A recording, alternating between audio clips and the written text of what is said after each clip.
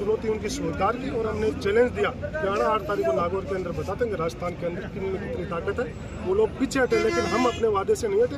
तेजा जी वचन के पक्के थे और हमने वचन दिया था कि 8 तारीख को नागौर जाएंगे खरनाल के। हमारा पहले से पूर्व निर्धारित कार्यक्रम था कि 8 जून को पूरे राजस्थान प्रदेश के अंदर जो तेजा जी के भक्त है, तेजा सेना के बैनर के नीचे खरनाल के अंदर तेजा जी की जन्मस्थली जहाँ पे तेजा जी ने जन्म लिया, वहाँ पे अपना शीश झुका करके पूरे राजस्थान प्रदेश की खुशहाली की दुआ करेंगे।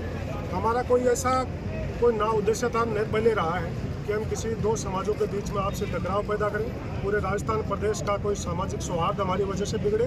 तेजा सेना हमेशा से, आप देख लीजिएगा कि हमेशा से सामाजिक और रचनात्मक कार्य करते आई है और राजस्थान नहीं पूरे देश के पूरे समाजों को साथ लेकर जाट समाज को मजबूत करने का काम कर रही है ये तेजा सेना का। फिर सर आज कोई न तेजा जी की जयंती थी न कोई उनका जन्मदिन के, हालांकि उस मौके पे लोग दर्शन करने के आते थे, फिर 8 जून की तारीख कैसे तय हुई? तैयारी ऐसे थी, पहले तैयारी यह थी कि कुछ लोगों ने हमारे किसान कौम के जो एक सम्मानित नागरिक 4 बार से एमएलए हैं, 2 बार के सांसद हैं जी, उनको खुली चुनौती देना कि उनके घर पे बुलडोजर चला देंगे, उनको मार देंगे, हमारी तलवारों में जंग नहीं लगा है, हमारी कटारों में वही धार है। तो क्या हमारा इतना कमज़ोर जाट समाज है?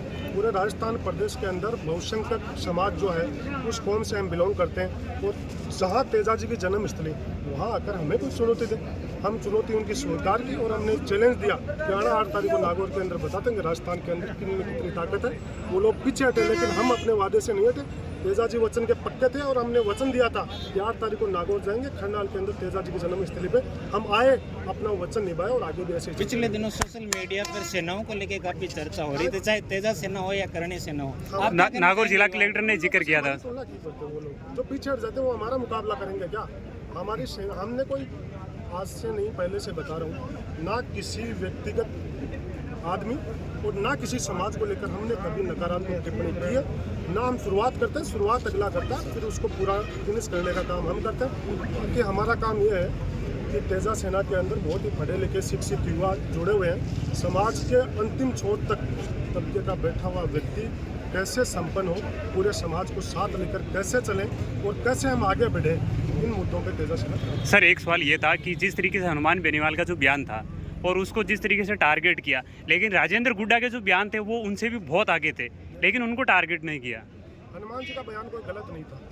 जब अकबर ख्वाजा मुइनुद्दीन चिश्ती की दरगाह अजमेर आ रहा था तो अजमेर के तत्कालीन राजा बहारमल ने अपनी बेटी हरका बाई का सांबर के अंदर सामने जाकर स्वागत करके उनकी शादी की थी। हनुमान जी ने इतिहास में सही लिखा। अगर उन लोगों को पीड़ा है जो इतिहास में लिखा वही तो हनुमान जी ने बोला है, और हनुमान जी का कोई उद्देश्य। लेकिन राजेंद्र गुड्डा का जो बयान था उनका उन्हें खिलाफत नहीं की।